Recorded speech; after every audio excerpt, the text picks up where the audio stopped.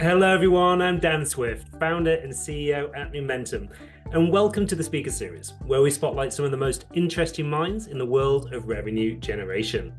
At Numentum, we help forward-thinking B2B organizations create better buyer experiences and deliver new momentum to their revenue engine. On this episode of the Speaker Series, we speak with Joe Healy, Chief Operating Officer at Insight Software. We had a great conversation about the foundation that good parenting provides, both the priorities and the pressures of the role, and the evolution of leadership styles.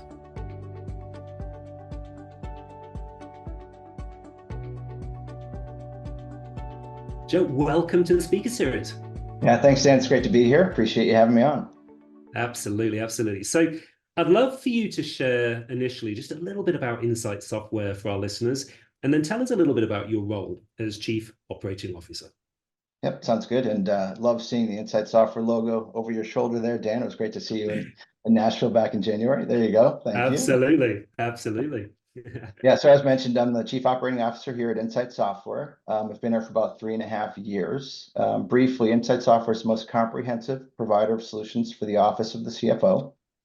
We believe that actionable insights, actionable business strategy begins and ends with accessible financial data.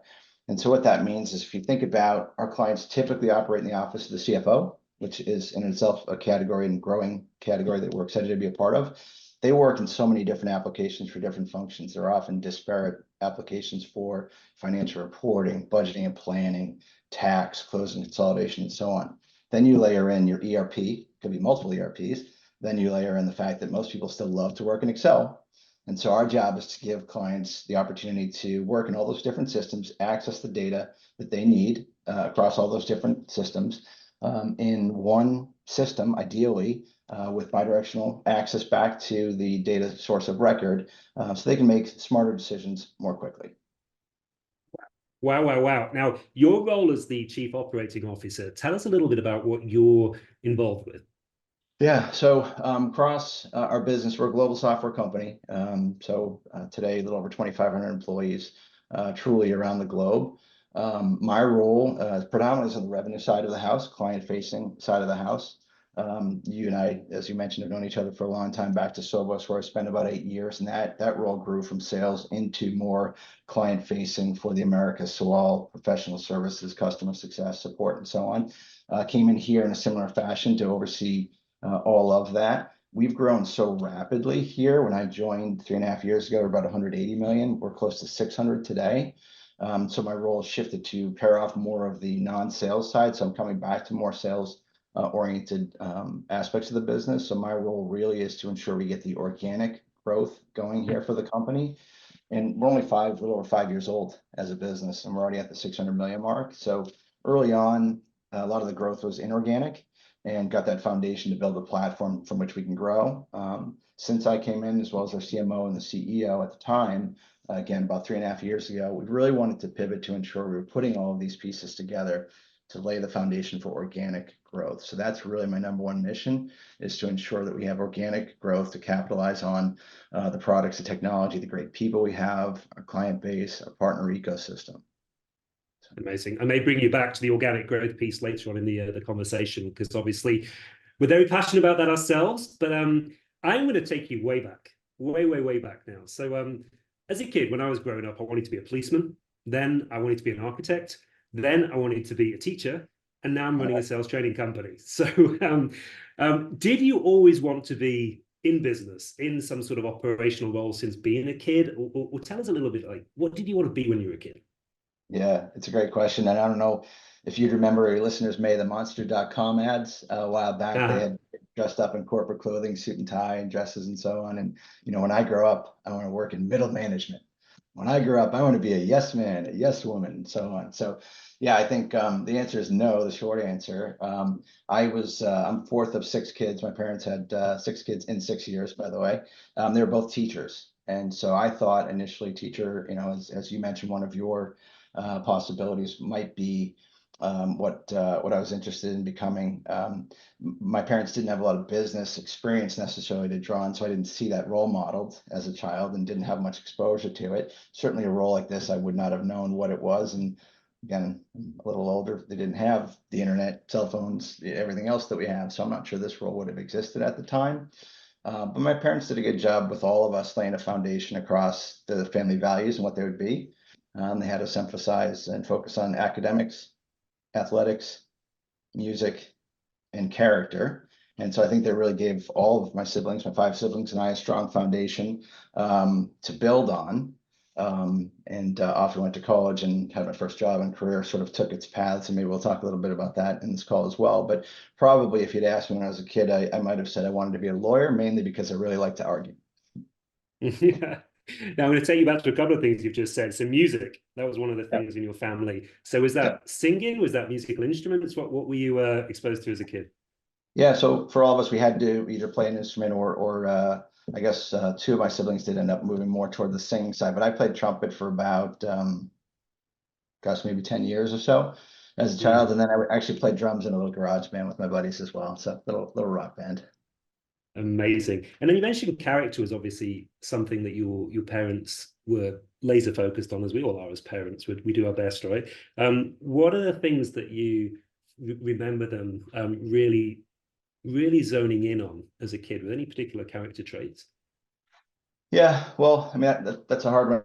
Four things. I think that's the hardest one that, you know, we're all human. We're certainly that's the toughest one we work on all the time. But, you know, I mean, simply, I remember my dad at a very young age, we'd go camping a lot in the summers, again, teachers, and, you know, just the basics of leaving the campground cleaner than you found it. And I remember at the end of, you know, a trip, we're walking around in the cigarette butts and none of us were smoking it.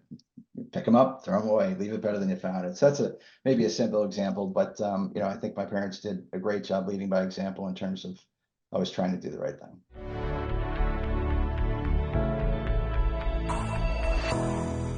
We've known each other 6 years or so, but obviously I've done my due diligence and I know a little bit about you prior to when you and I met. So more than a decade with Akebia, I think it's pronounced, but that was sold on to Zensar, right? Then 3 years with CA. So for those of you who are less familiar with CA, at one point, that was one of the world's largest independent software companies, right? So you were there for 3 years. You mentioned Sovos earlier on, so 8 years with Sovos and ultimately being the chief sales officer and MD for the Americas. And then the last 3.5 years with Insight Software. So many of our guests, when they look back at their careers, they can oftentimes pinpoint one single moment or maybe a couple of moments in their careers that they would describe as pivotal. Do you have one? Do you have a couple? What can you share on that front? Yeah, it's a good question. I think the way I'd answer that is when my first job out of college, which was pre-Akebia, I did a study abroad program at university where I went to Belgium for a summer. I was enjoying my college experience enough that I didn't want to miss out on any, but I did want to do a study abroad. So I took advantage of a summer program. It was in Belgium to study the European Union and had a chance to backpack around Europe with a friend after. So kind of classic 21-year-old backpacking around Europe, great experience. When I graduated from college, I didn't know what I wanted to do.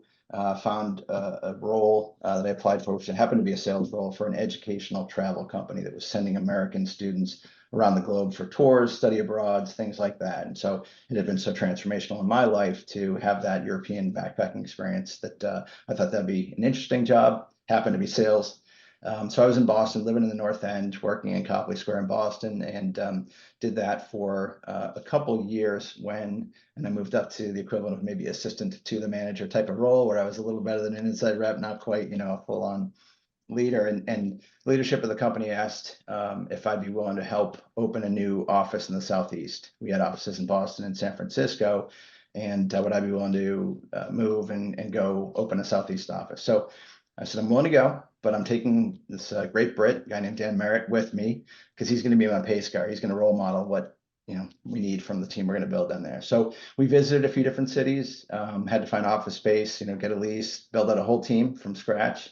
And we were able to do that. We ended up in Atlanta. And after about 6 months, we were pretty much humming and the numbers were there. So they asked if I'd be willing to go to San Francisco to take over that office and try to turn things around. They were struggling a bit. So this is early 1998. .com is alive and well. Things are humming out there. So here I am working in educational travel and thinking all my friends are in tech. And, San Francisco back then, just a phenomenal place, the optimism in the air, just the dopamine of just success and, bright future ahead.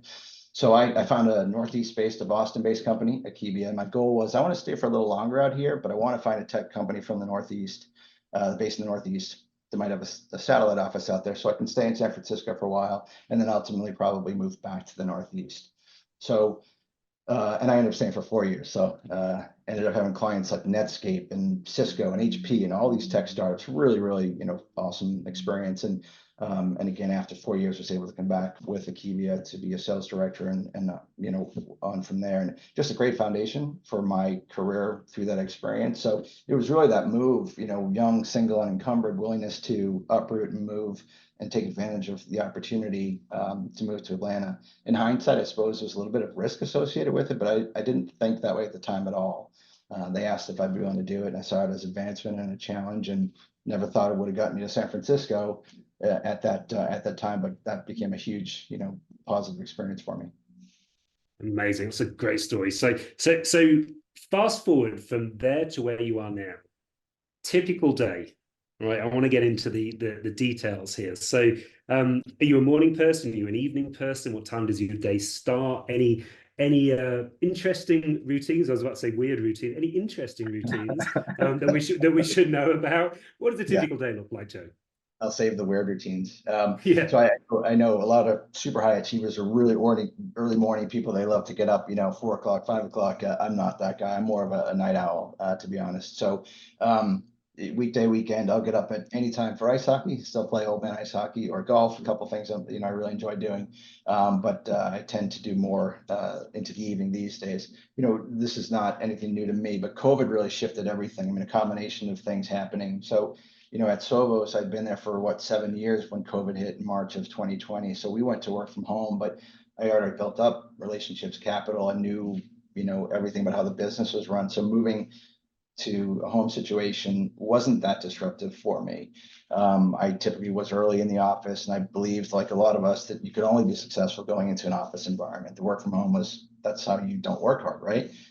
So made that pivot like many of us, and still had my routines. I would get up fairly early. I would be, at my home desk at a reasonable time and so on. Of course, I do think it's important to be there before my team and certainly be available into the evening. I changed jobs in November of that year. Now you're going from 8 years of knowing where the bathroom is, where the water cooler is, how, the relationships you've built and the trust and rapport and credibility. So when I changed jobs to come to Inside Software in November of 20, I actually went and rented my own office space nearby so that I could have a more formal routine to ensure, still alone, because our company's headquartered down in Raleigh and I'm up in Boston, but I wanted the focus. I needed the committed, dedicated, get up early, go to the office like you used to, put in your time to build up knowledge and experience, relationships with my peers, the rest of the ELT and so on. So I shifted into a routine for the first, I think it was about 6 months. I'm in my home office now, but where I would go to that office just to have that focus and dedication. In terms of the cadence, I mean, obviously it starts with having everything that you think you need to do to run the business in place in a formal structure. Daily check-ins with the ELT, daily check-in with my directs, my team meetings, my forecast calls, and so on. So you have your normal cadence locked down, all the dashboards, reporting, and so on that I need to run the business. Figure that out. It's not rocket science. That's what we all have to do, regardless of level. But then if I think about, beyond that, how do I prioritize time and if I'm getting pulled in different directions? Obviously, revenue first, clients, prospects, partners, they will bubble up to the top. And we're at a size now where I'm not involved in every deal by any means, but if it's an important, which could be revenue or, strategic value, an important client or partner or prospect, I'm more engaged. And then right behind that is my team. I do think, if I were to say what's the single most, impactful thing that allows me to be successful and have built the career that I've built, it's through the people on the team. So I believe my job is to hire, develop, and retain the best possible team members on the planet. And if you can get to that state of flow where you innately trust that each other is going to do what they say they're going to do, that they're competent, that they're good human beings, you get into a great groove. And so I think for me, it's always focusing on that to make sure that's in place, because I will never succeed without that. and then kind of work back up clients, prospects, cadence, and so on. Love it. And you talked about priorities. Let's talk about pressures. So what are some of the things that people might not know about the pressures of the role? There's pressure in this role, then? Yeah.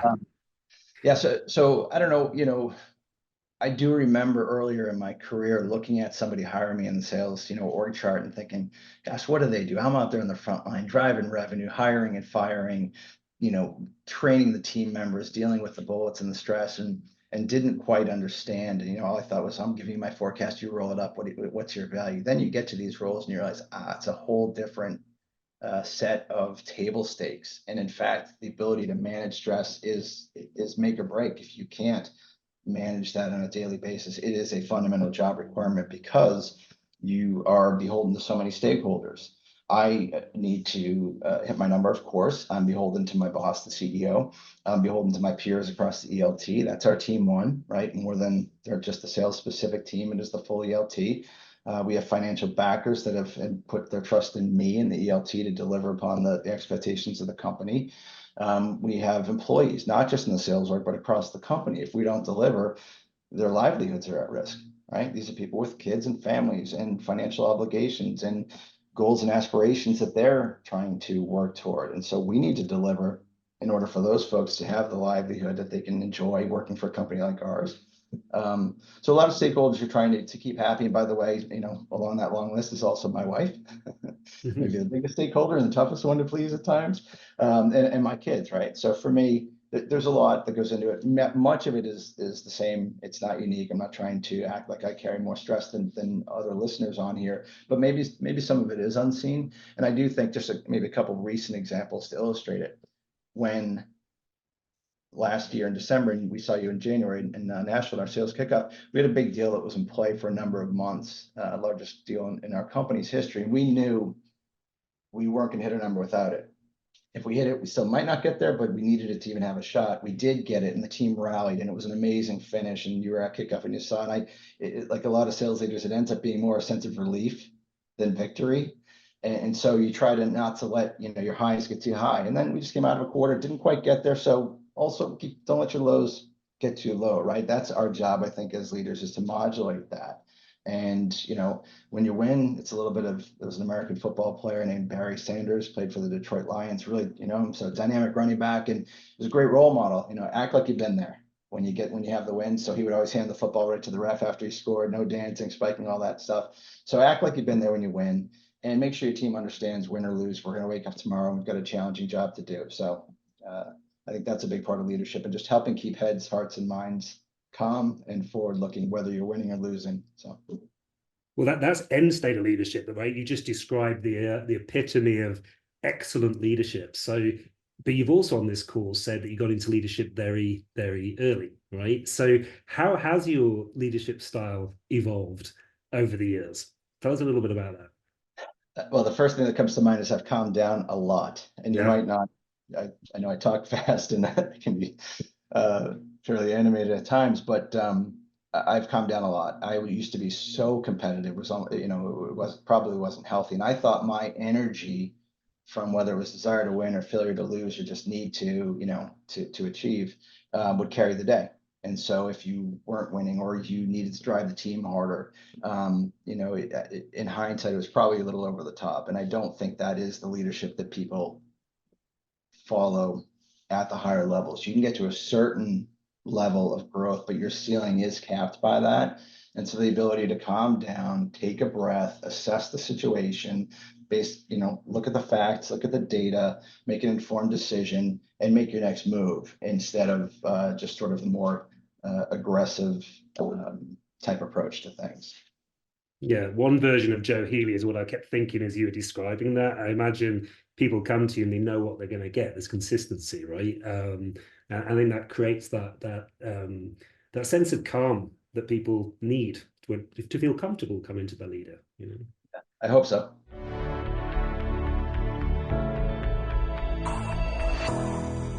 Is there anything that if you could go back in time and change, you would change it? You do differently if you could? Well, that's my first thought is no. only because I can't, I still wake up most days, pinch myself a bit in terms of how fortunate I've been. Happily married for just about 22 years, 3 kids, 2 in college now, 1 in high school. And the kids that are like love beyond expression, and they're still willing to hang out and with their parents, which is great, and more and more enjoy that because they're becoming great people. Even the challenging situations, if I think about, sort of my upbringing, how I was raised and circumstances there, it's I wouldn't change any of it because many of the traits that we build up come more from challenging times than the easy times. And so I wouldn't change, in either category. Obviously, the good are great, and I enjoy the benefits that have, come from the career side of things. But no, I think if I were to trade out any of the, less favorable, savory, experiences as well, it's so much growth comes from that. So I wouldn't change anything. Amazing. Now, you mentioned on this call hockey. You mentioned a little bit of golf. Yeah. I've seen your profile. You say you've put enough effort in the gym to ensure I don't slide into dad bod mode. Love it. You mentioned your kids. You mentioned a lot of watching of sports and following your kids around on weekends. One of the things that's on your profile, which I have a passion for as well, is travel, right? And you mentioned that your wife is the one who does a lot of the planning for that. So you've got Mount Kilimanjaro that you've climbed, Petra in Jordan, even the flats in Mongolia. So this is just incredible for some folks listening to this. Where does this come from? Is it literally your wife making all the planning, or do you share this passion for travel? Tell us a little bit about that. Yeah, so it does start with my wife. She is an amazing person. She has lived, studied, and worked in countries including Switzerland, Canada, Ecuador, Japan, just around the globe. So she's always had a passion for it. I've enjoyed travel. I talked about my study abroad experience and then backpacking, and that first job at post-college, the student educational travel company. I got to travel every summer for a bit as well. So I got exposed to it, and I've really enjoyed it. Different cultures, the food, just learning, how different cultures behave and operate. But yeah, she's the one that keeps the engine, fires the engine on it, and has made it a point for particularly our kids to get exposed to other ways of life, other ways of that what we experience in our little bubble in our little town of Winchester here in Massachusetts, in the Northeast in the US. I mean, we are in the bubble of all bubbles. So making sure they continue to get exposure to different ways of life, and appreciating how fortunate we are here.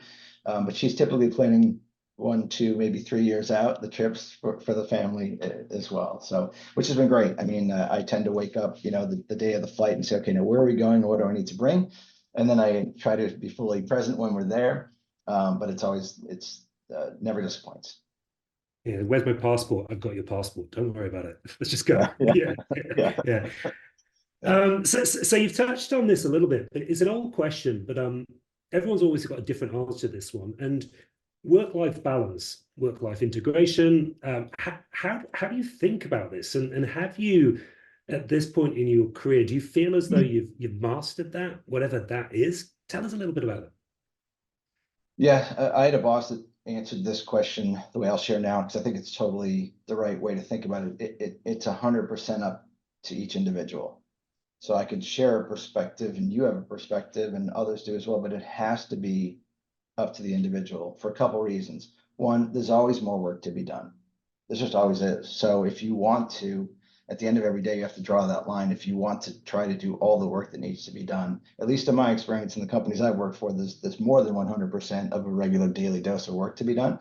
So there's more than 100%.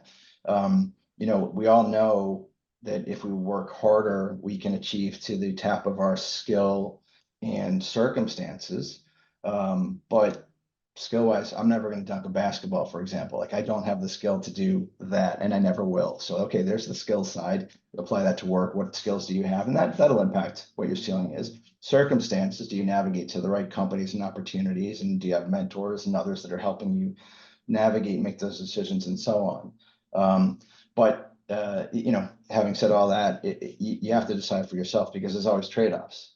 And you mentioned some of the companies I've worked at in the past. I'll say, I won't name the company, but you can piece it together. A large publicly traded company that used to be one of the biggest privately traded companies in the world. I was there for about 3 years. And I remember at one point looking and going, oh my goodness, almost every sales leader above me is divorced.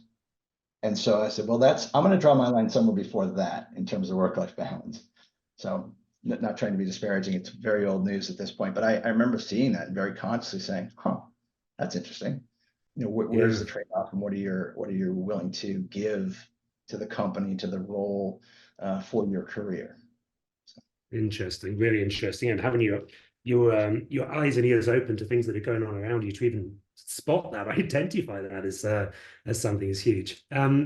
So people listening to this may not be where you are now in their career, right? So maybe they're a little earlier on. What's the biggest piece of advice that you would give to someone listening today who wants to be in your position one day? Yes, two things come to mind.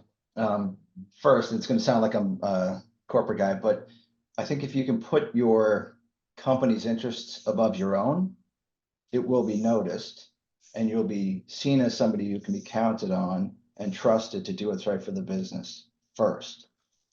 It's obvious in my role now that I have to do that, but I've tried to do that. And I don't know if I was as conscious of it earlier, but I looked at it as an employee, whether it's frontline, first line manager, second line, and so on. And so, well, what's right for the business? So that's one. Two,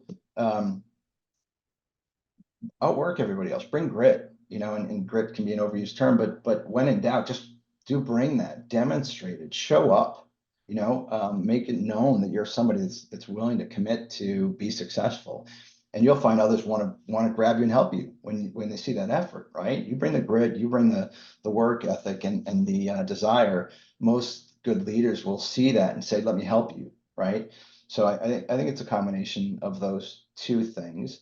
And this is, I would say, it worked for me. It isn't going to be right for everybody, but I think wealth was never really my goal. It was a scorecard. And so earlier in my career, I think if I would have said, hey, wealth is the goal. If you're in software sales, you can do just fine.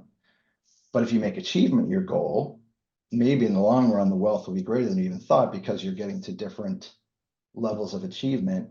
And there are other benefits that come with that. So it's worked for me, and I would encourage others. And again, talk a bit about the kids in college now as I'm trying to help them think about what they want to do and navigate. That would be advice I'd give to them. And looking to the future, are there any big goals that you have personally, or any siren calls that are taking up space in your mind? Well, you mentioned a few of the different roles I've had. I'm pretty loyal. I tend to stay at a place until there's something compelling, a quite compelling reason to make a move. But we should always be thinking about what's next, all of us. And for me, I think I did have the opportunity to join a board a couple of years ago. I'm really enjoying that. So there's possible opportunities to do other board roles down the road. Could continue to operate as COO, maybe CEO one day if things align from a career perspective. But I do also think more and more about, at some point, how do I start pivoting to figure out how to pay some of this forward and do something. We all search for meaning, and achievement gives us purpose, but maybe not meaning so much. And trying to balance that and think about what's next beyond just being a good employee, trying to be a good leader, trying to provide for my family first. But in terms of what's next, I do think a fair bit around, well, if I were to step off the corporate elevator that we're on here, what would I do with my time, and how would I find ways to give back? Because I feel like we're very fortunate.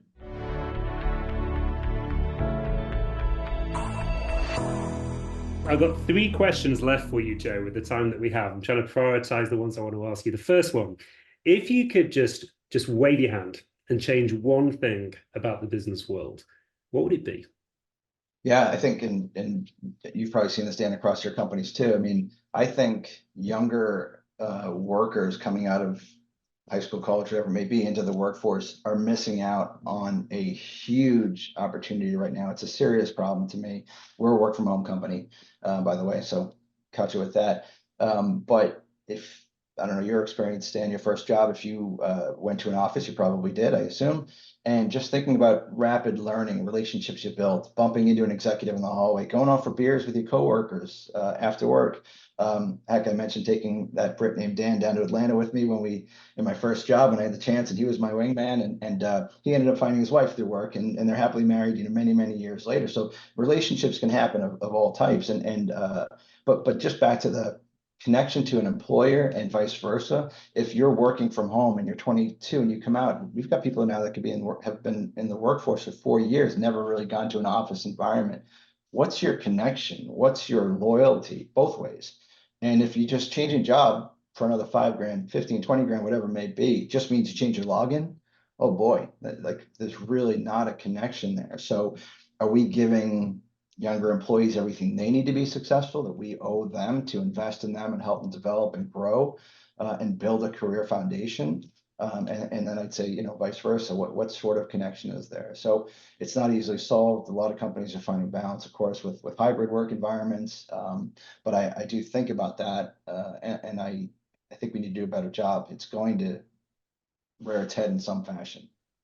Yeah, that was a big question. You ready for this one? So if you could wave your hand and change one thing about the world in general, what would it be? How many ones do we have Yeah.